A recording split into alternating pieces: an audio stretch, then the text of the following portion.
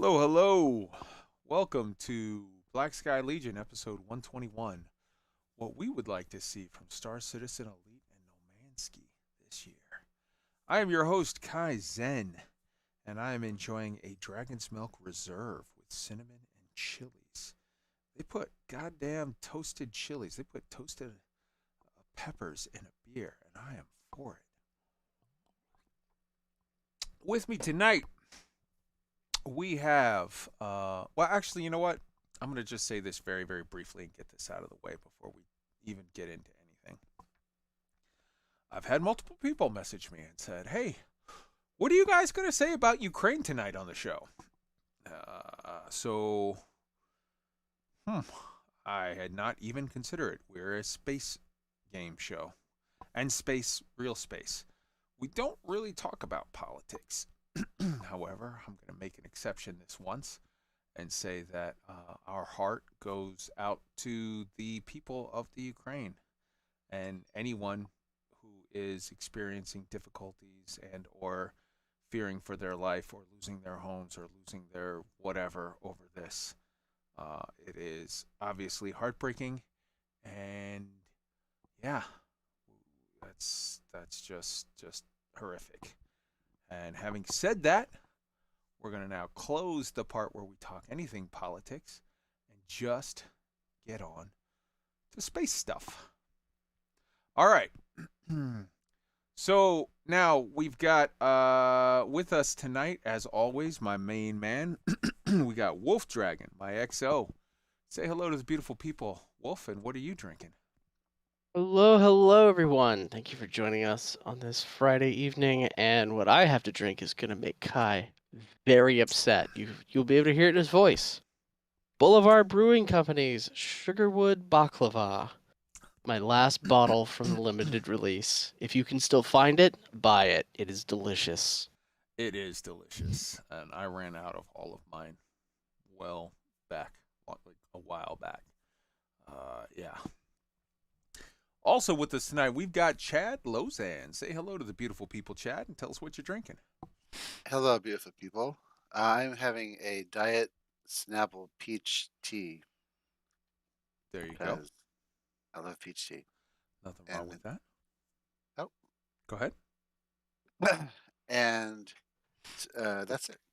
Okay, fair enough. And also, we've got Elix. Say hello to the beautiful people and tell them what you're drinking. Good evening, everybody. Tonight I've got myself a modest little pour of Wild Turkey Kentucky Straight Bourbon Whiskey. There you go. All That'll right. do. All right. So it's been a light news week on the, space games front. Let's be honest. Why don't we go through and hit them one at a time? Let's start with Elite. So, right off the bat, no news really of any kind. After Honest Arf's post like 3 weeks ago saying he'll get right back to us, we've heard nothing. Today, Elite Dangerous had their community meet and greet where people from the community, this was the one that was scheduled for last year and got postponed till today so that people could actually, go and say hi to the community managers and stuff in person and see Frontier, elite devs or elite community team members or what have you. Frontier sent out or published or whatever, posted a reminder to everyone the other day saying, do not expect any news to come from this. This is not about that. This is about getting to meet the lovely people of our community.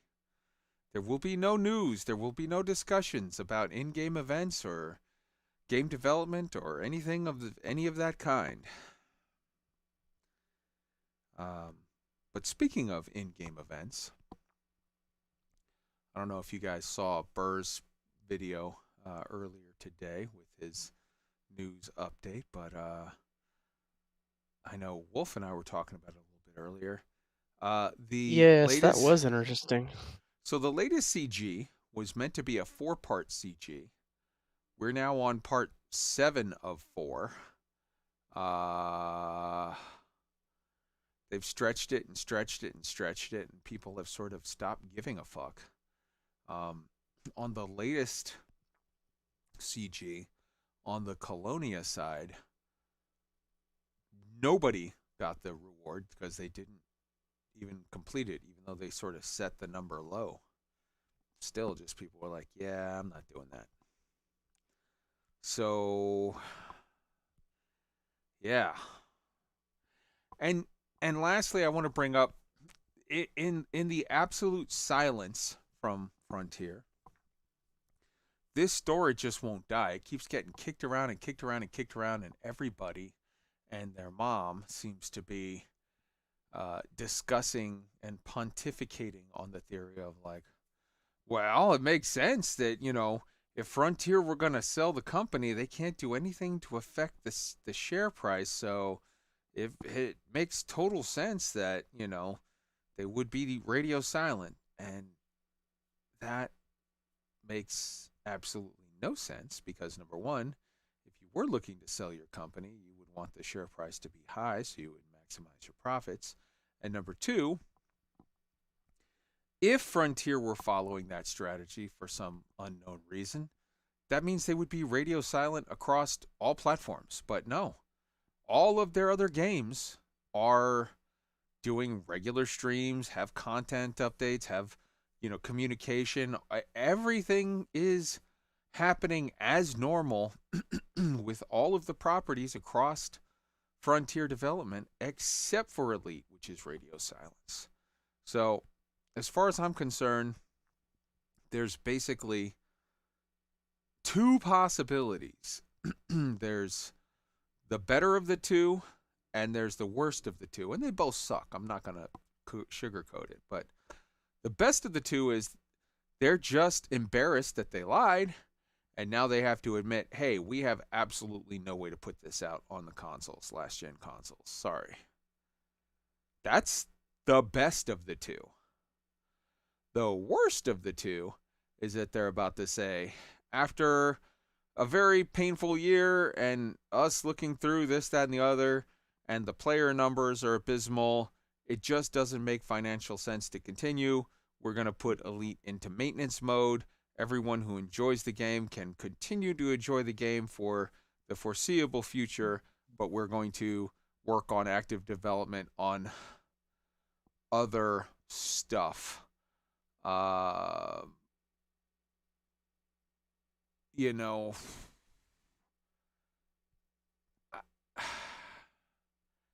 that's where I think it's at. I think there's not a snowball's chance in hell that this is a sales situation. That's where I feel that it's at. Anyone hop in roundtable discussion style? What do you think about any of that? And do you have any at all other news on the Elite Dangerous front? I feel like there's still the possibility that the radio silence on Elite could still be tied to a sales situation because you don't want to talk about bad news. But if you have good news, go ahead and talk about it. But if they had good news about Elite, they'd be sharing it, I think is the only way to put it. And if they weren't, and if they're not sharing it for Elite for whatever reason, then what is going on? But there's a lot of other things that go into a sales situation, and I can't say that I've evaluated all of them, but I can see how you could make that work, but it doesn't make it super probable. There's plenty of other explanations. Like, as you say, they just don't know what to do with the consoles, and they don't know. My thing is, I think they're really trying hard to make it work on the old consoles because they don't want to have to announce only on the new consoles because they can't close that barn door once they've unleashed that anger. If they even say we think we might be able to get it working on the old consoles, but that'll just, for a lot of people, that'll just be like, well, screw it. If it works on the old consoles, that'll be garbage. So done.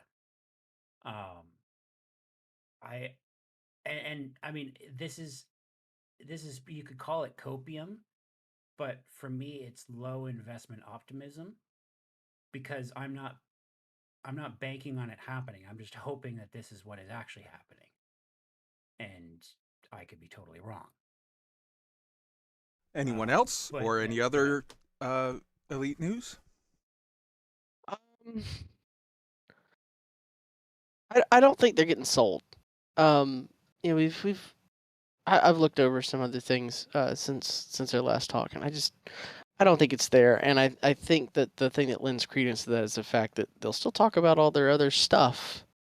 You know, they've had other games that didn't perform so well, and you know, things took a hit and whatnot. Is it out of the cards? Well, of course not. Nothing's just completely out of the cards, but I don't think that's going to be the thing. I do think that they're definitely probably really worried about how to just rip that Band-Aid off that they should have ripped off God knows how long ago at this point. And then, you know, what comes out of that? Well, maybe, just maybe, as an olive branch, they let our console commander brothers and sisters do a full PC migrate. You know, granted, they might not have a PC. Okay, I get that. Shit's expensive. A thing that just started shipping, I think it was either today or yesterday, is the Steam Deck. Looking at the people who've gotten early access and testing, Odyssey was a little buggy, but that's for, you know, there was some tweaks you could do to make Proton work a little better for that. Ryzen out the box worked fucking perfectly. So at least you could still play, you know, that part, and you can get Odyssey going. But, you know, you got a new piece of hardware that just came out. It's going to get tweaks. There's been several different reviews that have come out on the Steam Deck itself since the embargoes for release got lifted. And there's some optimizations that are going to get done in software to help out the Steam Deck a bit. But I think that might be a viable path forward for those playing console side that want to do Odyssey and either can't get their hands on the new PS5 or Xbox, whatever the hell it's called, because it's got two names and there's different models, even though they're all a next gen console. I don't understand that nonsense. You know, here's another thing you could do, but like they've kind of passed the point where anybody really wants to give them much leeway, and they're gonna have to have some sort of an olive branch, I think, to win back any sort of goodwill in that respect. Okay. So my assessment of this, like I said, they're not getting sold. It's something else, and either it's full on maintenance mode or it's which is a mass would be. Don't get me wrong. I am not saying that this was like part of any kind of plan. People were saying like this was the plan all along. Release Odyssey, and then put it in a maintenance mode. And unless you believe that they are just absolute complete liars from jump, and that they did not put the money into Odyssey that they're saying they did, I believe that they put the money sort of that they're saying they did, or at least a lot of it. I just believe that they handled it incompetently. But like the only way, like there's no way that this was the plan all along, because unless, like I said, everything was a lie, because they sunk a ton. I think they literally sunk a ton of money into this, and now they're walking away with their tail between their legs, taking a huge L on this thing. I just don't believe. I believe, don't get me wrong, I've been lied to and caught them on it, so I'm not like Pollyanna thinking, oh, they couldn't, but I don't see it. I think they really did expect this to be a huge success.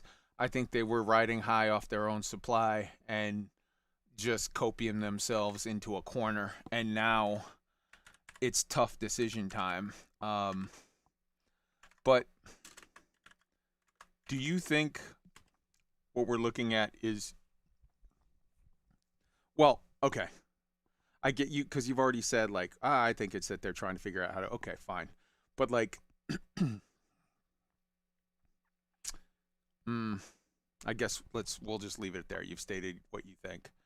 Let's Chad. What do you think on this whole thing? Do you think it's a Uh, possible sale? Or here's the other thing that I didn't really say. That whole like, hey, they didn't say anything to talk about the sale price. That would still fit if their plan was to keep all their other IPs and just sell off Elite to somewhere. But A, I don't think anybody really wants to buy it for serious money. And B, I don't think David Braben would want to part with it. What do you think, Chad? I think eventually they're going to have to abandon console. The numbers are so low. Even the Steam charts are trending downward again. I'm looking at them right now. Mm. And the only way to salvage anything is to do a full console to PC migration to port all your game data over, even if it's a one-way trip once. I know several Elite players who would love to do that and would love to take their 4,000 hours on console and put it on PC. And they don't want to start over. And don't get me wrong, doing that, announcing that like, okay, this isn't gonna happen on consoles, that's a huge black eye. That's a big L. That's a huge PR fiasco. But handling things like a 4-year-old only child, when there's like colors pictures all along the wall in the living room. If you're the only child, no other kid's been in the house all day, and your mom is like, hey, whatever, and you just stall, you're making it worse. So, like, yeah, it's going to be shit. But the more you stall, the worse you're making it. And I kind of feel like That's why I'm hoping that they're really trying to find some way of crunching it down into working on the consoles and not simply pulling the sitcom teenager. Sure. How do I avoid telling them the things however, when I have no way around However, the time for that was a year ago. They're past that. If that was a situation that they could have done, they would have had to have done it. They didn't. So at this point, they're the 5-year-old with, But they still should have given some sort of explanation of some sort at this point. Definitely. I'm not letting them off the hook 1 inch. But I'm just optimistic of what the actual reason is, not their damaged communications, which is just average for Frontier at this point, unfortunately. So we'll have to see what it comes out to be. I mean, Honest Starf told us he was going to get back to us just as soon as he could, and that was like 3 weeks ago.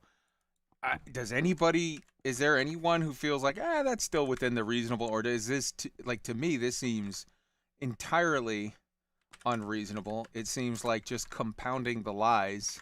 And like, how long does it take to get an answer on what we're gonna do here? Like, and I'll play devil's advocate a little bit. First things first. We never attribute to malice what can easily be explained by incompetence. Oh, I definitely believe it's incompetence. I think that there was probably a meeting at some point, and the community manager team, as led by Honest Arf, said, hey, we got to tell him something. They said, fine, you can tell him this, and we're going to have an answer, and it'll be soon. And he just parroted that. And now he's left out in the cold because upper management hasn't actioned or whatever they need to for what comes next, bloody fucking blah. Like, the kind of, it is what it is, and it's kind of unfortunate, but, maybe there is something good. Maybe there isn't. Like, we don't know. But at this point, we're coming up on almost a month at this point. Like, shit's starting to really strain credulity, which, again, not helping the morale of the customer base. Someone point out, like, a series of events in the last year and a half from Elite Dangerous that has not been either straight up later proven to be a lie, been vague as fuck, or just been a complete stall. Someone please, because I would so love to hear it. Hello, Griffin Gaming. When they actually brought out the patches, like the first few patches were mostly on schedule, but like that's one thing. They were on schedule, but they kept saying patch 7 is where it's going to have this thing. So don't get too excited for patch 6.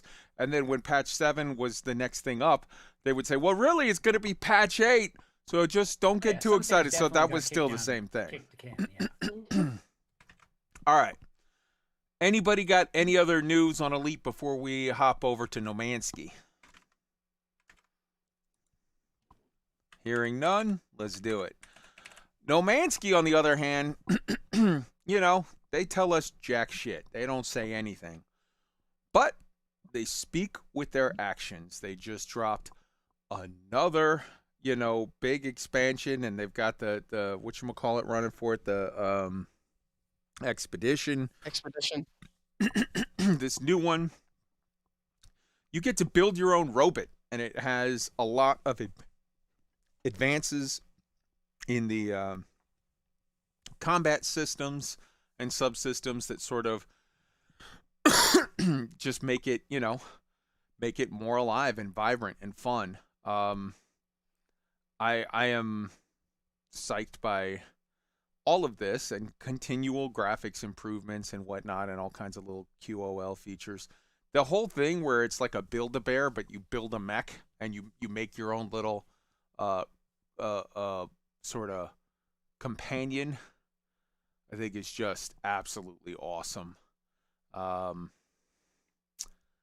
So that's the Nomansky stuff. And then also, you know, announced in the not too distant past here, within the last week or two, was, hey man, how about we're going to bring Nomansky to the Switch? We're going to expand the audience. Some, you know, IPs are curtailing their audiences and splitting it and unable to deliver to their existing customer base.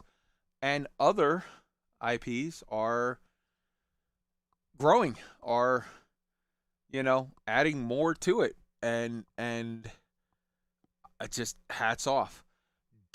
Could they communicate better? Could they do things differently? Could they whatever?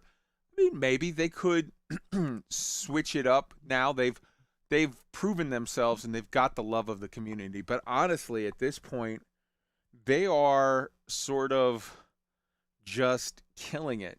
So why open yourself up to that? Why?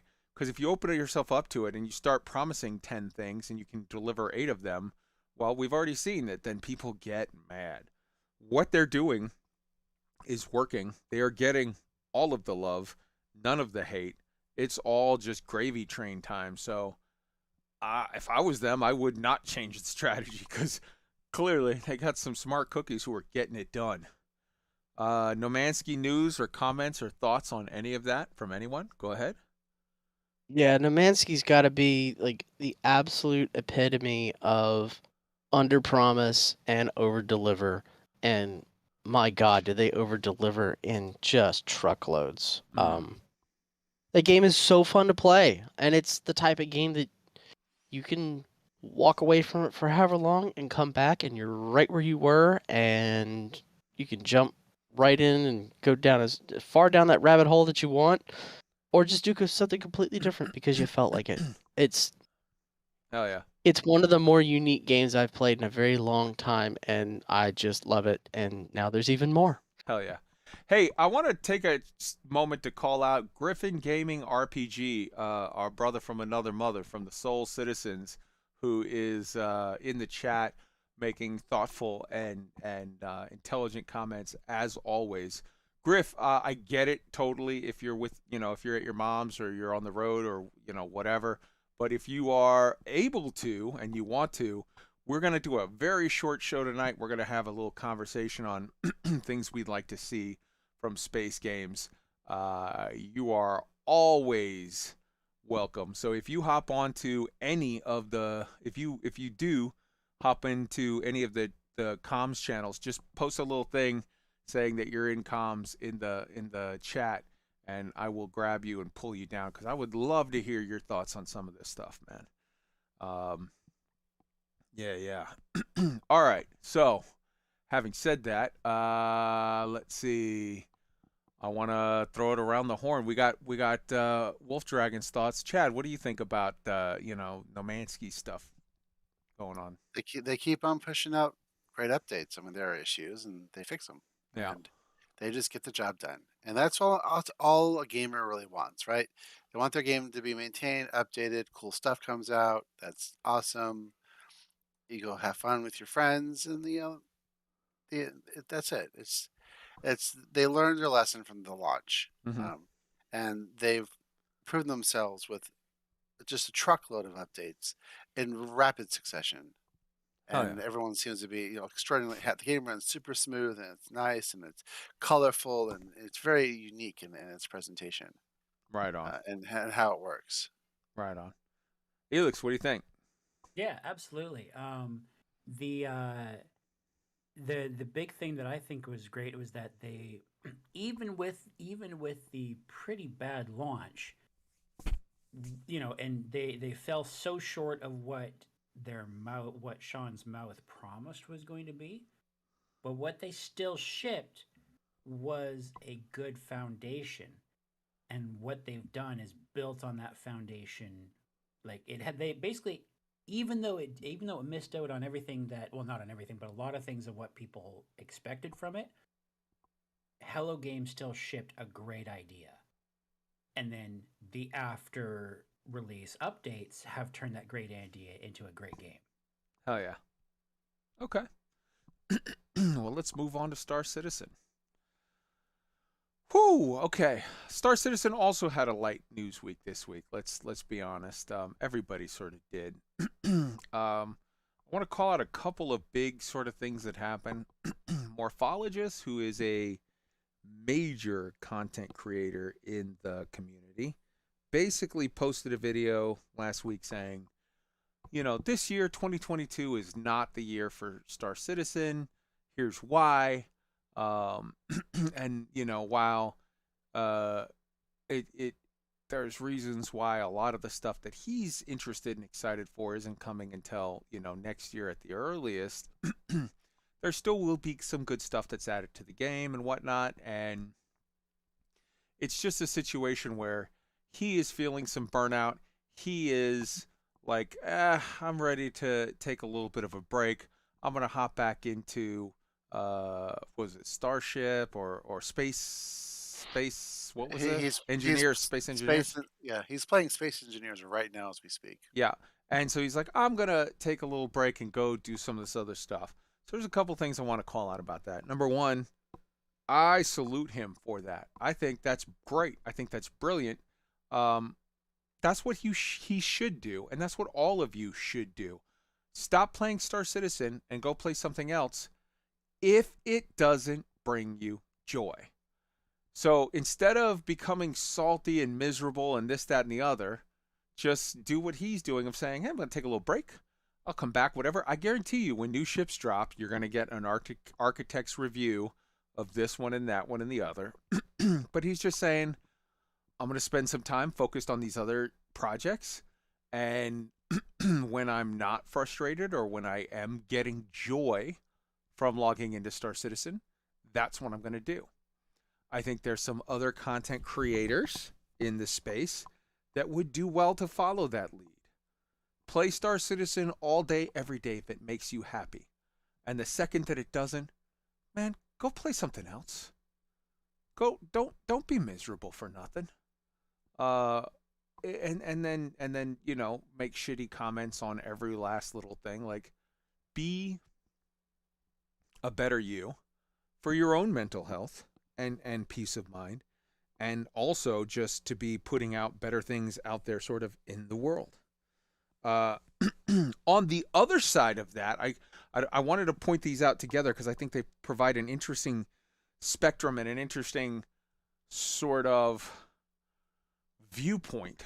On the other side of that, Jack Frag just tried what do you call it? Elite Star Citizen for the first time, and he put out a video of him playing the game, having tons of fun, being completely blown away about, like, holy shit, man, look at how big that ship is. That's got to be the biggest ship ever. It was a Banu Defender. It's a ship that literally gets parked inside another ship. Holy shit. oh my God, can you believe this? Can you believe that? They were just having so much fun.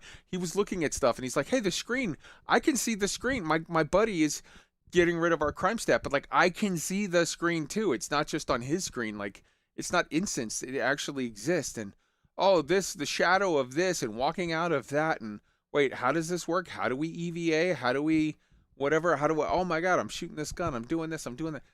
He was having so much fun. And I think that sort of spectrum says it all. Because on the one hand, you've got Morphologist, who is balls deep into Star Citizen, is just hours and hours and hours and hours and hours in. And he has reached a point where right now, at this moment, the project is not bringing him the joy that it should. Jack Frag, brand new. So there's a lot of, I think, older backers, people that have been with the project for a long time, who are as in love or more today than the day they first started. But there's some others who it's time for them to take a little break. You've paid your ticket. Your spot is saved.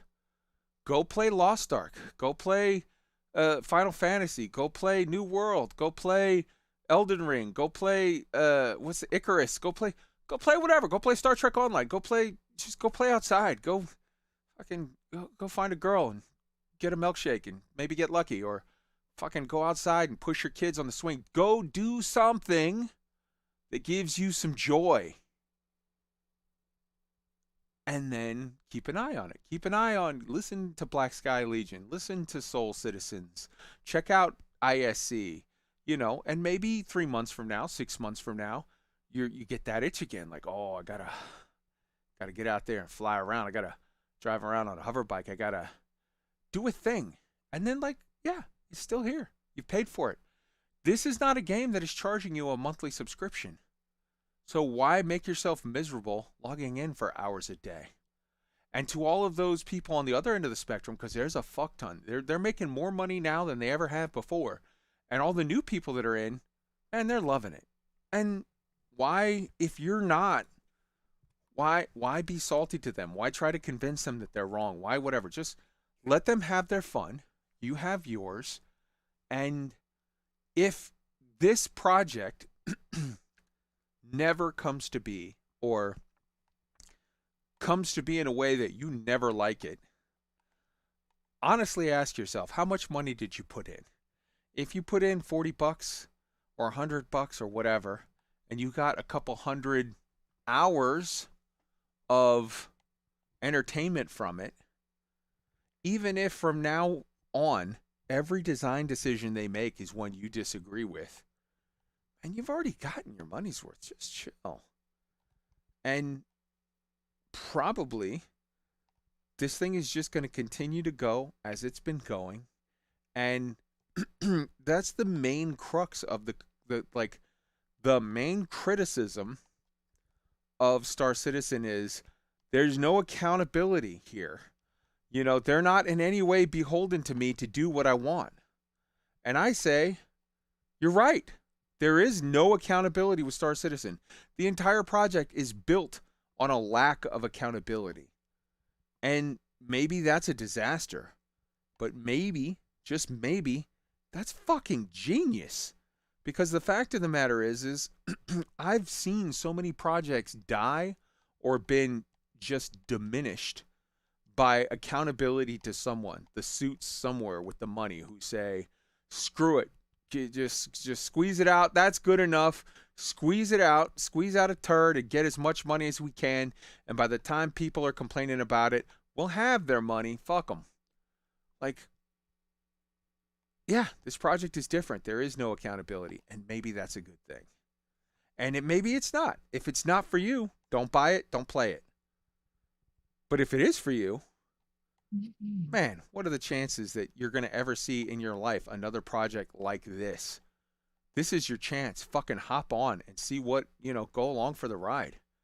And if the ride is going someplace you don't like exactly today, but you think that, 2 years from now, 3 years from now, it'll be great, don't ride right now.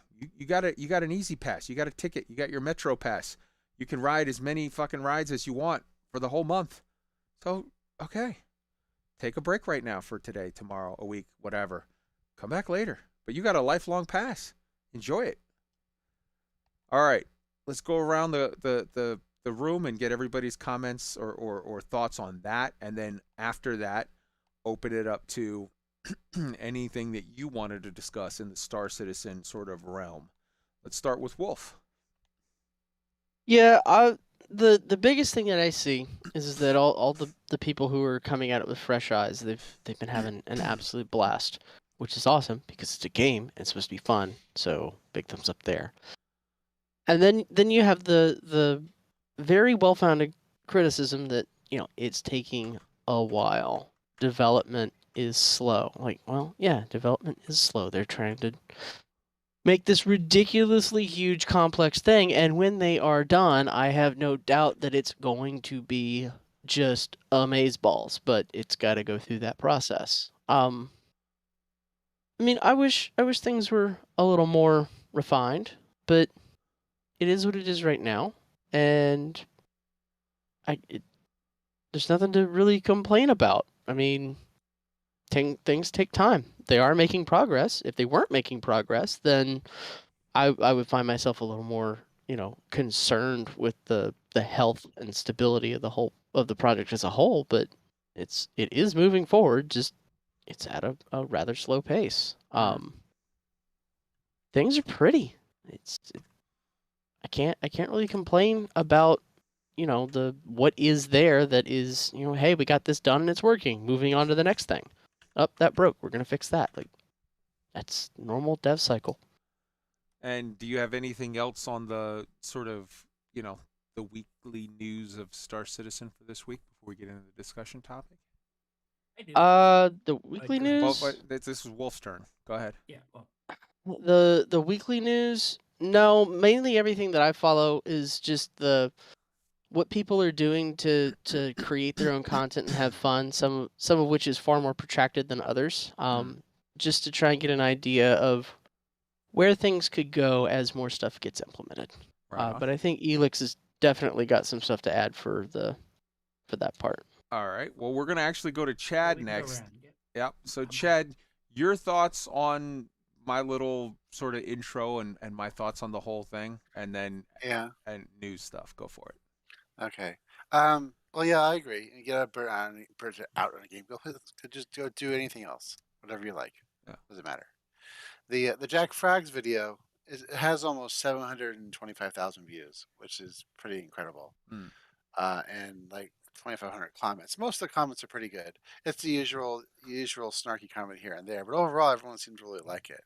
Right. And Jack's video has like a consistent 60 frames per second, like during the entire time he's playing Star Citizen, which is actually remarkable. It probably has something state of the art 12th gen system. But it makes it look super fun. And super janky all at the same time. But they all seem to have a genuine good time. Nice. Especially as a brand new player and a guy who's been playing first person shooters for literal years and has a gigantic following of well over 3 million followers on YouTube alone.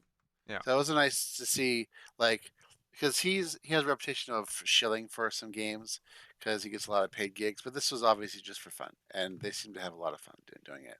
Nice. And any other news from this week on Star there's Citizen?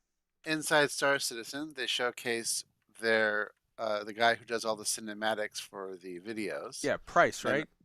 Yeah, Something. And Price. all the stuff that he has to do to make those happen. Really interesting video, and a nice little inside baseball on how things work. And his name was Will Price. Yes, and I love the little shout out he did to the other guy that they did an origin story on a while back. The young black guy that does the commercials, Justin Chambers. He's like, Justin is just so happy and positive and whatever that he's like, at first I hated him. I was like, what's this guy hiding, whatever. And he's like, and then I worked with him a lot. And it's like, no man, he's just that fucking dude. He's just like super like happy-go-lucky, chill, always positive. Like, there's some people that are like that, and you don't trust them at first. But if you spend a lot of time around them and they're still like that, you're like, oh, this guy's just a solid dude. All right, cool. When Around the Verse, sorry, I'm just jumping on that. When Around the Verse was still Around the Verse, and it was just grab people from the LA studio on Fridays and put them in front of a camera. they'd bring Justin on and have him part of the talk, so he'd be there with Ben and Jared or whoever was on that day, and they would just be shooting the shit and just having a great time. And he just was a battery of positive energy, just radiating everywhere on everybody else. And it was great. Hell yeah. But anyway, back to Chad. Yeah. So obviously he's been with the project a long time, Mm. and awesome that he's been able to keep up that energy and a project like this that the that's beaten down so often for justified and not so justified reasons. Mm. That's a lot. That's a lot to deal with for any company, for any person at one company for a long time. But the Inside Star System video was great. Will Price had a lot of really interesting stuff to show Mm. and talk about, his favorite scenes, the all this stuff. And then they had the ship update, and the ship update was great. They started with the Corsair, which people have been waiting for a long time. That looked very cool. Did you? Yeah, it looked great. Okay, so number one on the side there, it looked like it was like there was another door. And I know this is just white box, and Elix pointed this out earlier, and I was like, man, it's just white box. Don't get too excited. But like, if that is a docking collar entrance, that's kind of cool.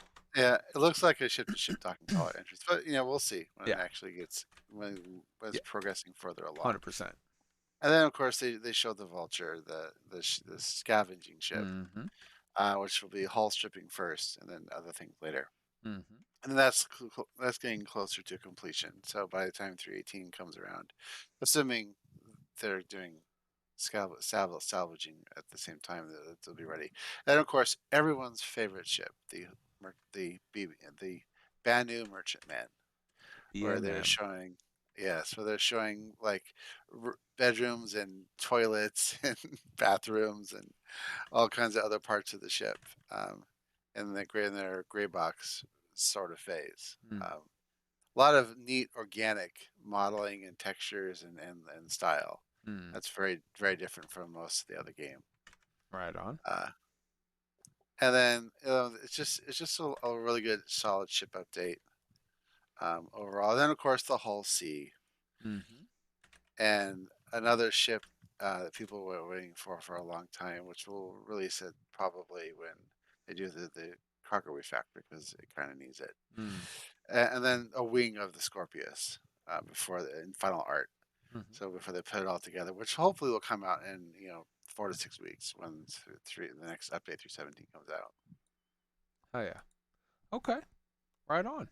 And Elix, your thoughts on my sort of thoughts on the whole thing about Morph is taking a break and this new guy's coming in, and the different ways people view sort of the project and the way that they should sort of set their expectations and for their own mental health try to approach it in a healthy way.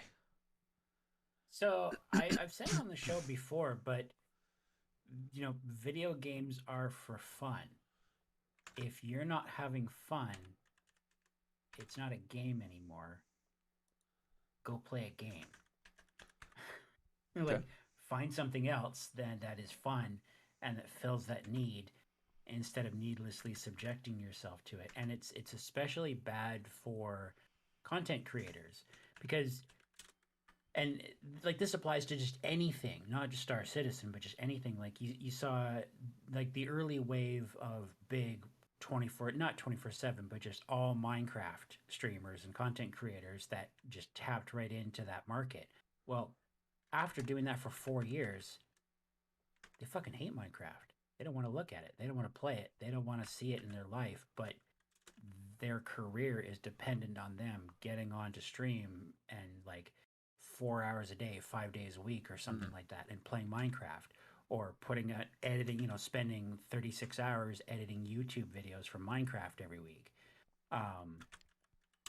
And they've dug themselves a hole by making themselves a single game content streamer because they've created a trap where if they are if they're popular because they are doing a particular kind of game, a lot of their audience is going to be there for that game and not for the personality and what the streamer or content creator brings to the table.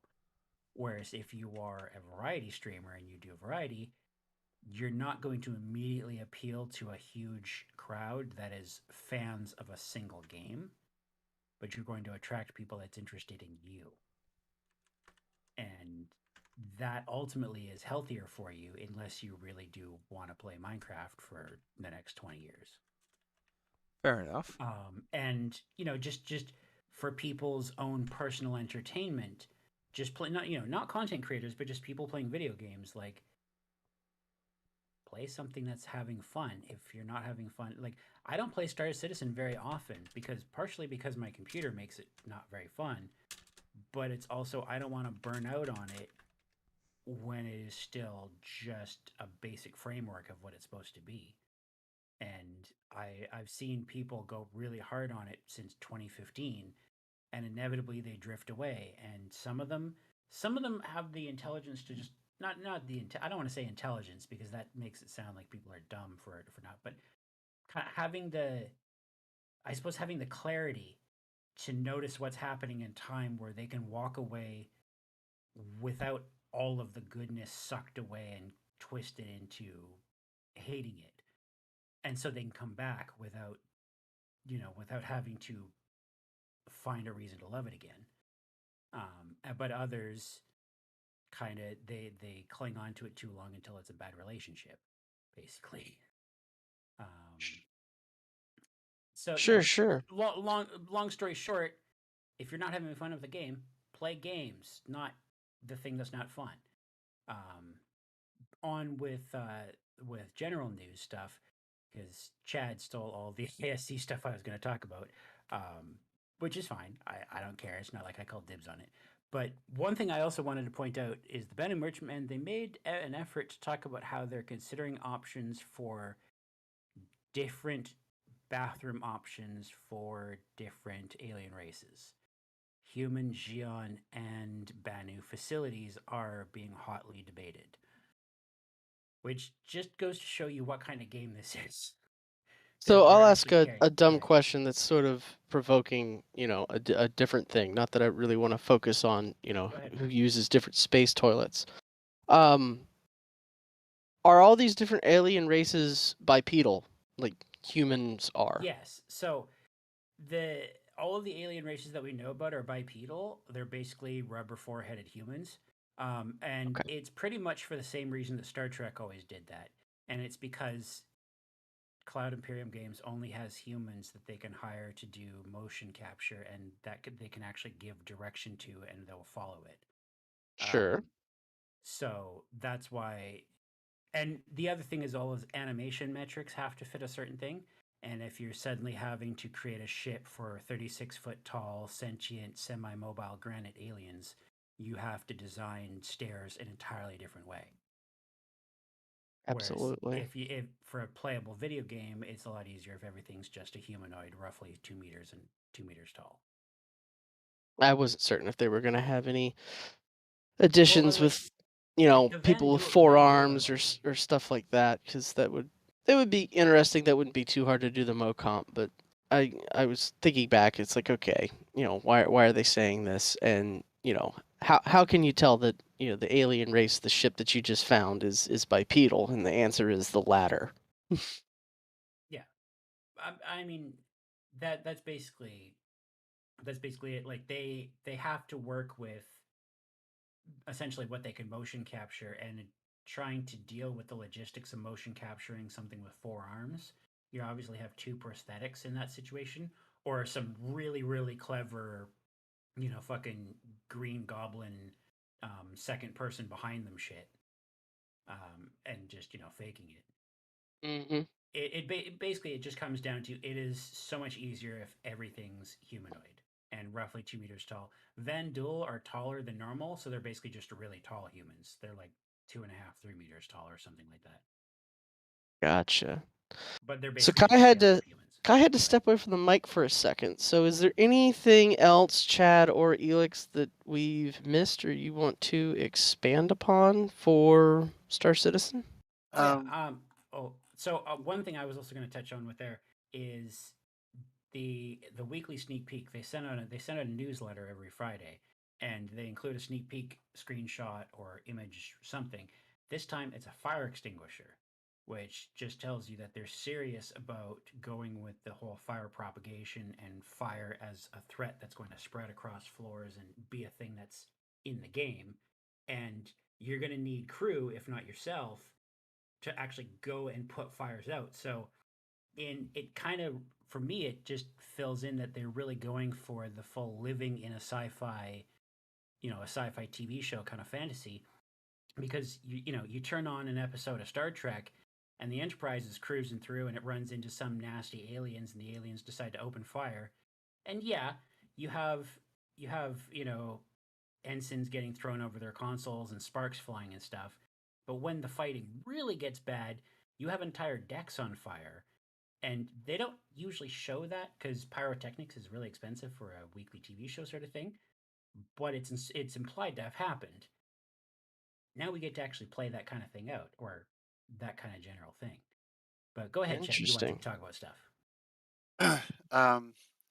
Yeah, my brain just stopped working. Okay, well, I can Oh go no! I saw that you posted pictures from Pyro's spacescaping.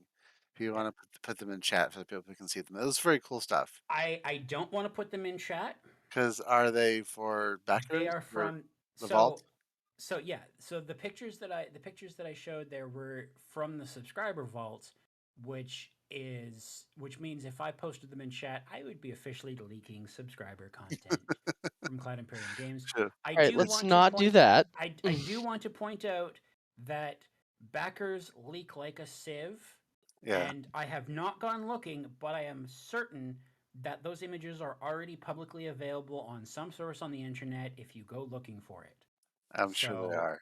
I'm just going to assume that if you do not want to throw Sig the $10 and you're really curious to see what the work in progress work is for Pyro spacescaping and the crazy stuff they've done with the gas cloud tech and asteroids of irregular shapes, they look completely different from what you see around Yella. They have done amazing work, and the colors look like it looks nothing like Stanton, but you can tell it's on the same technology. Yeah, it's still gas clouds, but the color ranges are completely different. It's very obviously a different place in the galaxy. Yeah, it's very purple. Yeah, there's lots of purple, there's beiges, there's violets, there's scarlets, there's reds. It's a very violent looking system. It is very much telling you this is not a safe place. The ring debris looks like something from EVE Online, so they're really expanding out the visual feel of everything to be very, very different in Pyro versus Stanton. Yeah, drawing a parallel to EVE Online, that makes a lot of sense. I never thought about it that way, but really does. Yeah, because EVE Online has a lot of destroyed things that you can go and look at, and this looks similar to like destroyed things. Even not just the system itself, but the sort of art motif or design sort of language of the stuff seems very sort of Minmatar to me. It seems very sort of like, attacked and distressed and rebuilt, and it's the kind of place where you're going to see a lot of Drake ships. And everything is held together by duct tape and anger. And that seems very, very cool. All right, I think we've covered, briefly, but enough sort of the news and all of the three. There's one other thing I want to jump in just before very we briefly get out of the news. Yeah. So Jump Point came out, and that's the subscriber magazine, and there's a whole bunch of stuff in there that I'm not going to talk about because it's just kind of just stuff behind the scenes, stuff like that. But one of the things that's part of it is they did an interview with several people involved in making the consolidated Outland hover quad. And an interesting point that I thought was worth mentioning was, so normally when a Star Citizen ship is born, it's because one of the designers said, we need a ship that is roughly this size tier that does this thing or these things. Like the game design has a hole shaped like a constellation-sized exploration ship with some cargo capabilities. Hey, let's pull the Odyssey or whatever. In the case of the hover quad, on the other hand, design never asked for it. What happened was when the Nomad was almost done, Paul Jones, who was the art director, and I think he probably was involved in working on the hover quad, he just took the pieces of the hover quad and not the hover quad, of the Nomad, and just kit bash stuff together into making a ground-based hoverboat concept. And it took 2 hours. And then they looked at it and was like, well, this is amazing. Let's go. Let's do it. Which makes it all the more interesting and cute to me that they put it out there that, hey, you can get this as a set and you can, just put it right in your Nomad. It's kind of, I think I like that. I think that's clever. And what was actually interesting was they showed the concept, Paul showed the concept to, well, actually, like John Crew saw the concept and he thought, okay, this is pretty cool. And then they took it to Chris Roberts and showed it to him and he was like, let's do it. I like this. Let's do it. And then marketing jumped in, and we can blame marketing for here's a JPEG for Christmas. Let's not rehash that. We did never that. Never mind that. Yeah. Well, I'm saying we can blame marketing. But the problem is that then they had to figure out, like, okay, what does this do? And so then they went, well, what if we can basically dock it on the back of the Nomad? What if we make it fit in the Nomad's cargo bay? Also, at the same time, it's like, bro, this is Star Citizen. Half of everything we make doesn't do shit yet. It's just fun and cool. That's why we made it. Go along for the ride. Yeah, but basically that's what they did, and then they worked out from there, turning it into an actual vehicle and getting all the work. But anyway, that's all. All right, we're gonna hop to the topic, which is gonna be very, very brief tonight because we've talked a little more on other things than I was planning. So, briefly, what do we want to see from each of them? And it can be a rapid fire. You could literally throw out one word or one sentence or whatever. Just what do you want to see from each of the 3 projects this year? We're gonna start with Nomansky. What do I want to see from Nomansky this year? I want to see him just continue to do exactly what they're doing. They're doing it all right. I want to see some ability to maybe do, like, because they've demonstrated already with their proc gen that it's like they have like 80 ship bodies, and then they have like thousands of little appendages that go on the main body, where it's like you take this body, this left wing, this right wing, this front nose bit, this tail spoiler bit, this, whatever, like all these spots, and they proc gen create the ships. I would love to see players get access to that Build-A-Bear workshop system where I go, okay, I want this main hull, this left wing, this right wing, this whatever. And if you haven't played it, you might be going, what do you mean left wing, right wing? Wings are symmetrical, right? Not in Nomansky, they're not. Sometimes the left side has a huge fuck off wing and the right side has 2 little split whatever. Like they're just way free with their sort of design concepts or whatever. So I would love to see that. I would love to see I know somebody's probably going to bring up the comment that I made a couple shows ago where I was like, man, the good thing about Nazis is you can shoot them in the face and giggle and feel no guilt. I would love to see some space Nazis. Remember from Star Trek, which one was it? From Star Trek Deep Space Nine, there was the Gem Hadar. There was this just like fucking just these guys were like uber warriors and they just came in invading from another quadrant of the galaxy, and it was just like they were the unbeatable blah blah blah. I would love to see that. I love the combat in Nomansky, I really do, but you never really fight the warrior guys or the little sales guys or the little science robot guys. You only ever fight the Sentinels. You only ever fight these sort of very surface level robots that come in a couple of different flavors, and as a result, the combat itself can sometimes feel a little surface-y. It lacks a little bit of depth. if you introduce some genocidal, racist bad guys that you have to fight off, or some maybe like the Jem'Hadar, you find out later, hey, they're a slave race, and it's like there are these other guys that are pulling the strings that are the super baddies, and maybe you have to help the sort of space Nazis, but like help free them of whatever, like maybe they're chemically dependent or something, and that's why they're doing evil shit.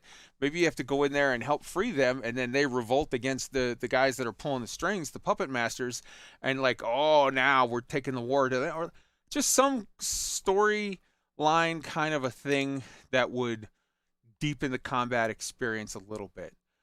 So keep doing what you're doing. Maybe expand the ability for players to get in there and monkey around with the ships to make something build the bear style that they want, and add some deep, big bad that combat can be a little more feel a little more meaningful. Those are my three. Wolf. Yeah, I'll definitely echo the one about building your own ship. It's it's cool to sit down and try to find that one real badass ship. Like you look up online and you find the place to go and you get there and do the thing. But like that's a bunch of RNG and sort of time wasty whatever thing. It detracts from the overall thing of they've decided to let the game be fun in every aspect. Like, you want to run mods here, run mods. You can do whatever you want. Being able to be like, I want to make this ship, here are the stats, and make it so that you would have to craft parts for it. Make it so that there's some time involvement. That way when you're done, you've got the thing that is exactly what you want, shaped how you want, colored how you want, and a sense of accomplishment to go with it of I had to go and do all these different things in order to make that, and now I'm sitting in it and this is my ship. Nice. Elix. So I really thought hard of what they could add. Like what's really glaringly missing, and I don't really have much. Like, the short of it is they should just keep on killing it because they're just doing awesome, and they don't. It's pretty obvious they don't need people to tell them what is missing and what they need to do. What I would like to see though is like sort of more semi-unique things, like just more monuments and things that add wonder to the galaxy, where you just stumble on something, you just go, "Whoa!" And it's not, "Oh, I've seen this 7 times in the last 3 weeks," because it just keeps on generating. But maybe there's only 40 of these things in the entire, in an entire galaxy set, and then you go on to the next galaxy or whatever. Spoilers. Maybe there'll be 40 to find, and they're distributed differently there, maybe on different, even different planet types, but maybe only on lush acid rain planets you find this sort of crumbled temple that's obviously started to melt away from exposure to the environment, something like that. Okay. Like it doesn't have to have a story attached to it, although if they could procedurally tie it into something else, that would be cool. But I just would like to have more unique things that just, because what always got me what always made me stop playing No Man's Sky after I would get into it is after I'd played for a while, I would be too familiar with that patch's algorithm and how it generates trains, and I'll just start to see the same types of trains over and over. Okay. When you start to see the building blocks, it becomes less fun. It's the same as repeating terrains when Odyssey was completely screwed. You'd be looking at it from orbit and you see 5 of the same ridge, and it's like, oh yeah, okay. And they just keep on need to keep on killing it. That's all. Right on. Really. Chad. I agree with Helix. They just need to keep doing what they're doing. It seems to be working, and they come up with interesting and innovative ideas, and they just get it done. And they put it out for more platforms and for more stuff, so they're not charging for upgrades, which is good. Okay.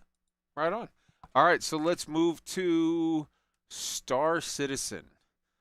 What do you want to see added to Star Citizen? I'll tell you for me, number one, some people have been saying with their 2022 is not the year for Star Citizen videos. They're making the point that, like, hey man, Pyro's not going to happen. I feel like maybe it won't happen this year. Maybe it will. If it doesn't, oh boy, you guys, CIG, are shooting yourself in the foot so hard with titling every last thing that you do the road to Pyro, the road to Pyro. On This Is the Road to Pyro, the video about the Pyro and the Pyro with the Pyro and the side of Pyro.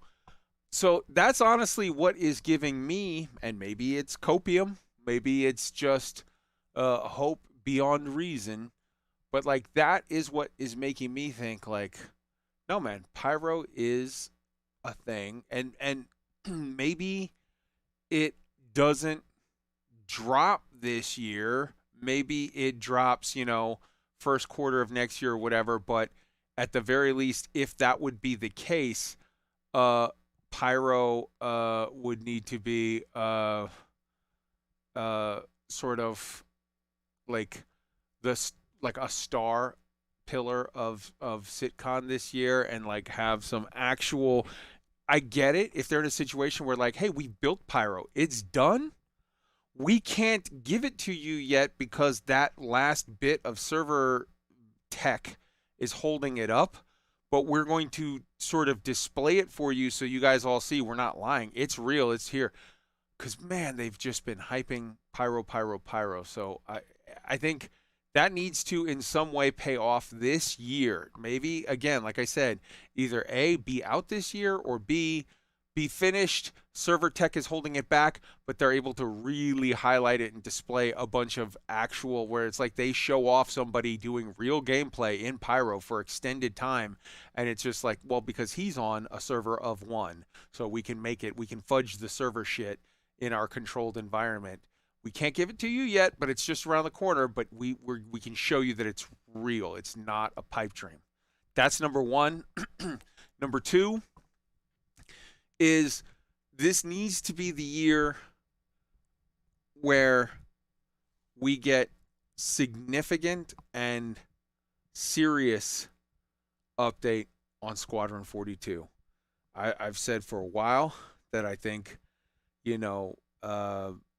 SitCon this year is going to be demonstrating Squadron 42 and saying, and it'll be out for Christmas, and it'll be out next summer. Like in that range, from Christmas this year to summer release, big blockbuster summer release next year. But like in that range, they need to show it and they need to announce it. And I know that there's an internal thing where like, hey, we're not spoiling anything. Squadron 42. Yeah, I get that 100%, but it's not a spoiler to do the big announcement and to give and it's coming here. And then lastly, and this is such a little thing, but I think it's an important thing for those of us citizens of the verse who are spending, hours upon hours upon hours in the verse. Let's be honest. Any old school, like if you're brand new, if you just came to the project, oh man, your first time you create a character, you spent like 3 hours in that screen and you got every last thing right. Does he have a skull? Does he have like a scar here? Does he have a mole? What are the colors of his eyes? How long is his eyelashes? A little stubble? They just put out a thing this week that showed all that stuff with like, the eye moisture and the it was like last Friday they put out, we can do better sort of we can do better like racial representation of like more not just the white guy face. We can kind of do a little bit more on different stuff and all that. Yeah. So all of that stuff they're putting in there, that's awesome, but it's sort of wasted on me, the backer, right now, because the fact of the matter is that I get in and I hit the dice about anywhere from 1 to 10 times, and I find a face or a body that doesn't. It's not like, I would punch that guy. Last time character creation, I was a black dude. The time before that, I kind of looked Asian. The time before that, I seemed like maybe British type Anglo, whatever.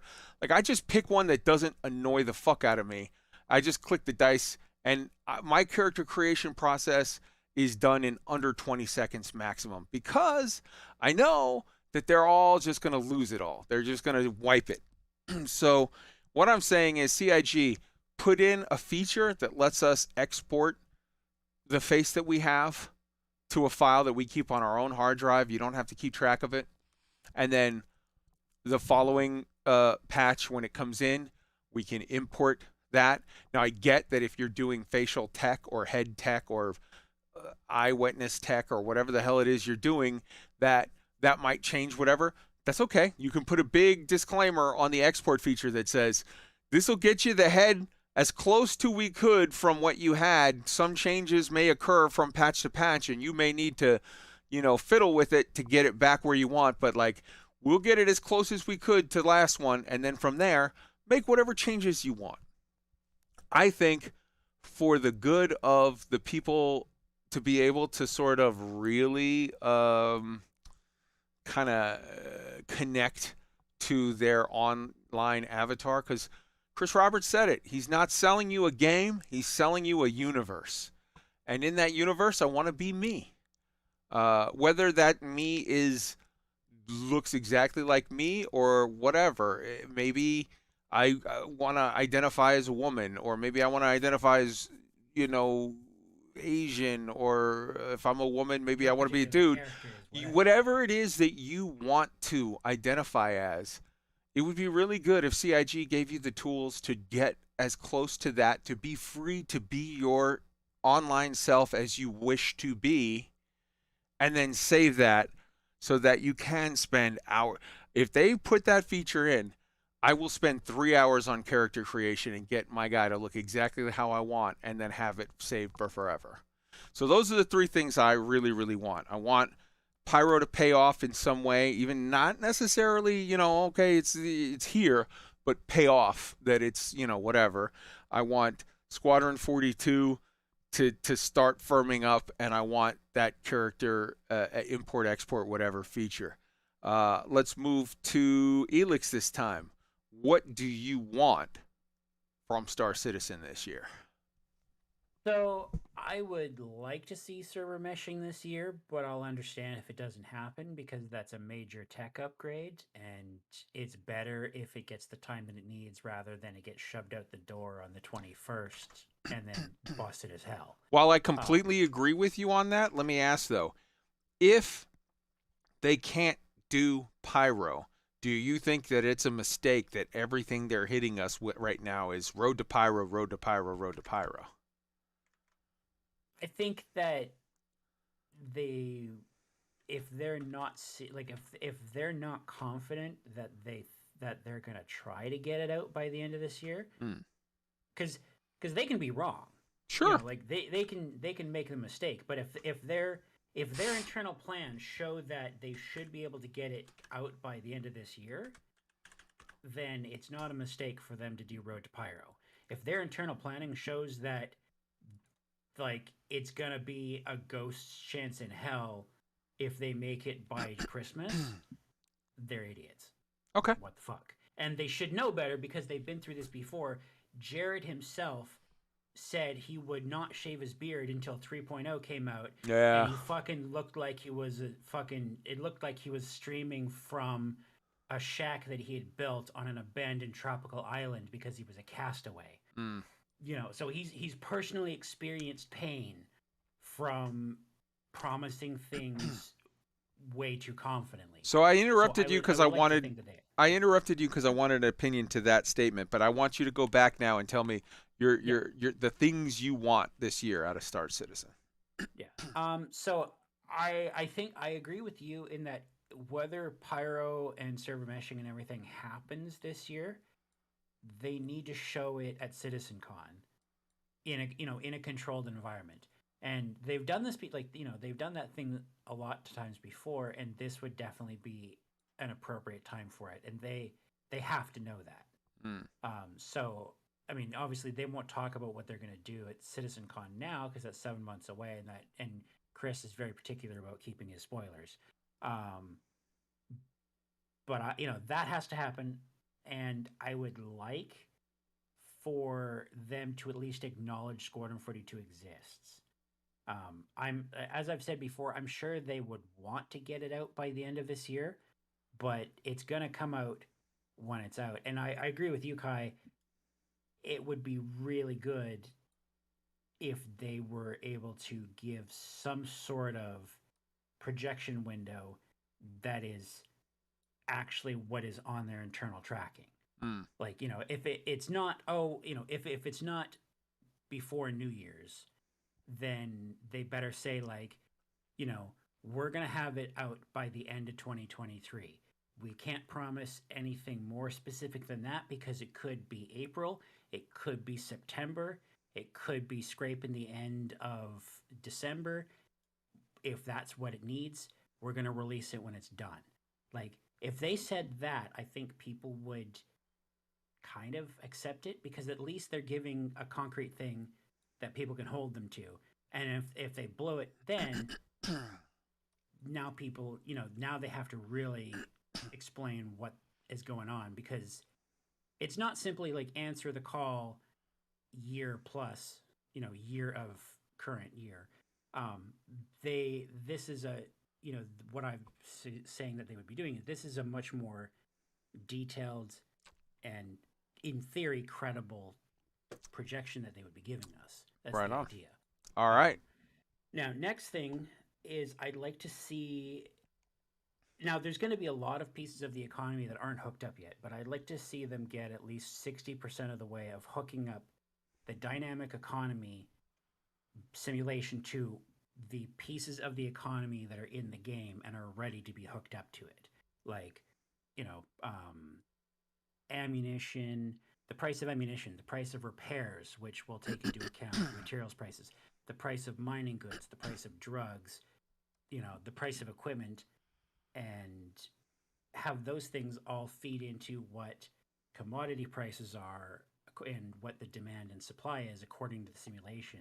Because the simulation backend is done, they're now having to hook it up to the universe, and when they bring in hull salvage, hull stripping for salvage, I would like it if the price of scrap is actually based on something real and not simply just an algorithm that fluctuates it between a minimum and a maximum like everything is now. 100%. Almost everything. I have to hop in here and say, as you are our own Tony Z, I got to rein you in and say you got about another 90 seconds. Pick what else you want out, and then we got to get other people's stuff so we can get out of here. It's hard to say. Like, it's quality of life things I would like to see salvage in, because the infinitely delayed thing. Although hull stripping is coming through 17. Mm-hmm. I don't see them going super hard on gameplay in terms of really going aggressive and adding new stuff. And people are right to kind of complain about that. Maybe that's not going to be the focus for this year. But I see, the year being for some very important back-end tech updates that are going to translate to things like the dynamic economy being hooked up to commodities and, server meshing hopefully coming in, and persistence really coming in and paying off. I'm okay. That's the other thing. I'm okay with not getting a lot of actual more concrete gameplay loops in Star Citizen this year, if that means that trade-off is realized with actual real progress and a real sort of coming to the end of the line of Squadron 42, because those things that are in Squadron 42 that might be being held back will be, that counts as credit towards Star Citizen as soon as they get to the point where they actually want to show it to us. So, yeah. All right. As long as they're making it, as long as they're getting there forward, and these things are going to pay off in the future, and we're going to get gameplay later, I'm kind of okay with them setting the foundation good now. But anyway, yeah. All right, so it's Chad's turn. Yeah, a lot of the same stuff. I mean, they need to do something with Squadron, even if they release like the first 2 chapters or something, as like a preview of the final game at the end of the year. So something to get people to say, "Oh, this is real." The rest will be released in, say, 6 months or something, whatever. Mm-hmm. Uh, it's not like it's spoilers in that you get the first 3 chapters, and then it leads on a cliffhanger. People want more, and then when they release the full thing, everyone will go get it, and they'll love it. Uh, yeah, Pyro, they need to do something, whether even if they hack it, where you have to log into either Pyro or just Stanton and not cross between the two without going through a menu.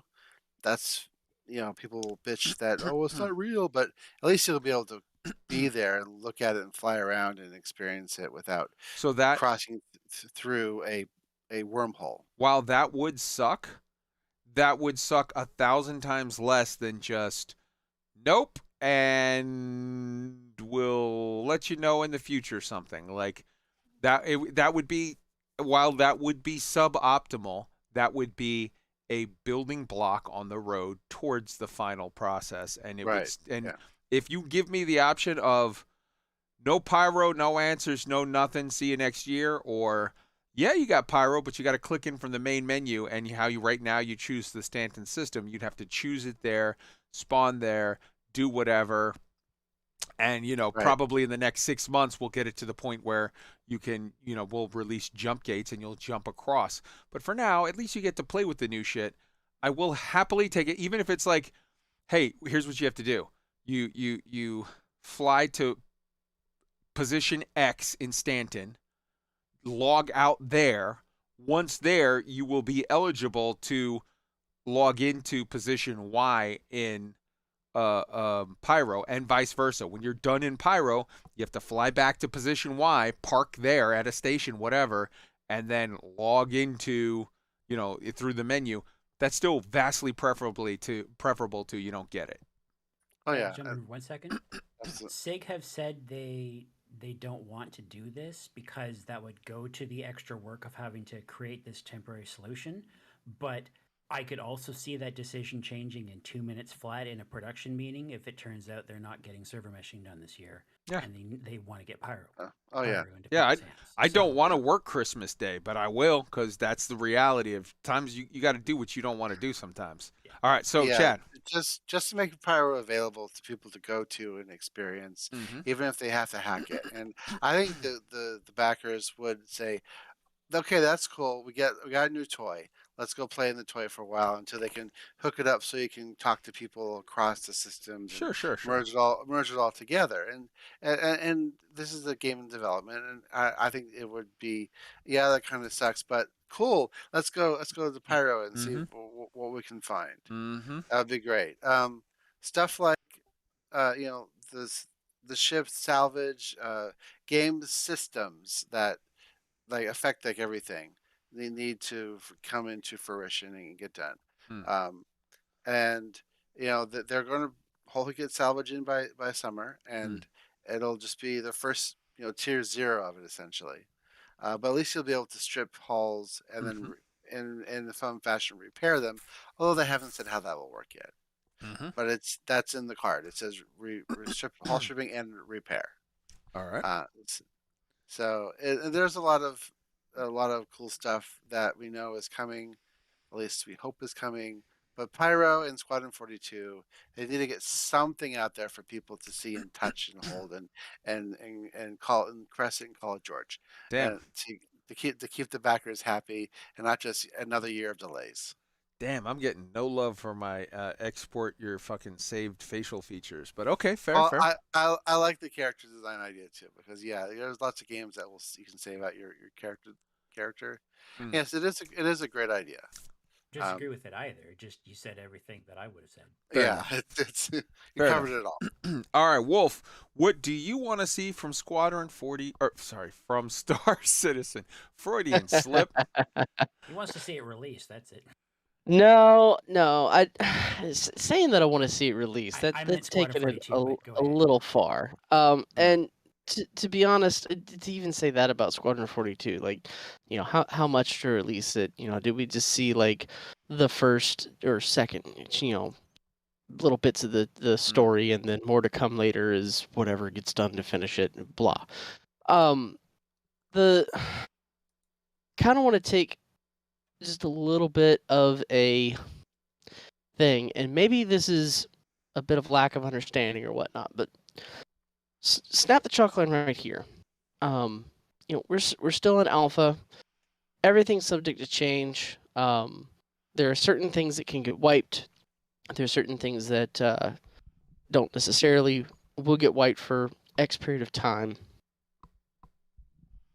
But the big thing that I'm hearing from a lot of people is meaningful gameplay. Like I want to make progression. I want to do things in the game to have fun with. And yes, there is some of that there, but it seems to be a little, I don't want to say cursory, but when you have people who are making Star Citizen content, like a lot of it appears to be, hey, what can we do? How can we do a thing? How can we tell a story? And some of it seems a bit contrived. And it's just because there's a lot of things in the game that aren't ready yet. There's a lot of things that aren't finished. For Pyro, like everything that they've had, they've built up this hype train. If they don't deliver on, this has been the road to Pyro, and here the fuck we are, that's gonna be a big oof. But what do we do when we get to Pyro? Like, it seems their most popular things right now are when they have the in-game events, which makes perfect sense. I'd like to see more things fleshed out so that if you wanted to spend, the next 40 hours in the week that you have not at work and, you're treating playing the game like a second job, I don't know why you want to do that, but if you're having fun, great. Just to help with the whole having fun thing. Because there's a lot of people who like Morphologist, he's stopped having fun, and there's a multitude of reasons why. I don't want to see them setting themselves up for a long road to hoe with, we put all this stuff in, but it's a disjointed mess. It's progress, but it's like a ship that doesn't have a rudder. They're going somewhere, but they're not going anywhere in particular. So they got to deliver on Pyro, and they got to start delivering on making things that are in the game work before adding the new stuff. Because we can get all the new stuff we want, but if it's only surface level and there's nothing to really do with it, I question as to why it had to be put in the first place until it was ready. Okay. That's what I want to see. I want to see the game become more, not just get more things in it. If that's understandable. Yeah, One thing to quickly point out, that is actually something that SIG and kind of announced they were doing late last year, was they were shifting priorities from just shoving out tier 0 minimum basic functionality of something to develop it for Squadron 42 and bring it out as a tier 1 or tier 2 something in the PU potentially 9 months later, but so much more rounded than it would have been if they just crammed out the moment they got the salvage laser to work. But anyway, go ahead. Right on. Okay. So there you have it. We went around the panel. We told you the little bit of news that happened this week. We covered some of the sort of meta stuff of, what's going on with the populations and whatnot in these games. And then we talked about what we would like. I'm going to go around the panel and give everybody a chance to say good night and give their love to the beautiful people. Let's start with Wolf. I want to thank everyone for joining us tonight. It's been an absolute blast. I have switched from beer to straight up whiskey, so that's going to make the rest of my hanging around in Discord after the show and playing whatever the hell I feel like all kinds of interesting because I can't feel my feet. There you go. And Chad. Yes, thanks for coming, and good night, everyone. It's going to be an interesting, as Free Fly ends and all the events end, it'll be interesting to see what happens with 317 when it goes to Evo, and then eventually Wave 1 in the next 2-3 weeks. Yeah. So, and we'll be there to cover it. Oh yeah, we'll be there to tell you all about it. Elix. Yeah. Well, everybody, thanks for coming by, and hope you have a great weekend. Just want to throw out a reminder that, remember, game developers are humans just like you. They're doing the best job they have, and often whatever stupidity is going on is marketing, not marketing, well, marketing or management, and people that are out of touch with what you, the player, actually want. And, just remember, be nice to people if you want them to be nice to you. 100%. If you have anger and frustration and you feel you've been legitimately wronged, you have every right to express yourself in detail and to share that anger with the company that you feel wronged you. And the way to do that is to contact customer service or the community management team, and you feel free to unload. However, what you don't ever do is reach out to devs, the people who are the artists and computer programmers who are working behind the scenes, who their job it is to just draw a car, make a spaceship, make a dog, make a sword, make a fucking Harry Potter thing. Like that guy's job is, or lady's job is not to deal with your shit. They get paid to create stuff, and they have a boss. And if they're not doing a good enough job, that's on their boss to talk to them, not you.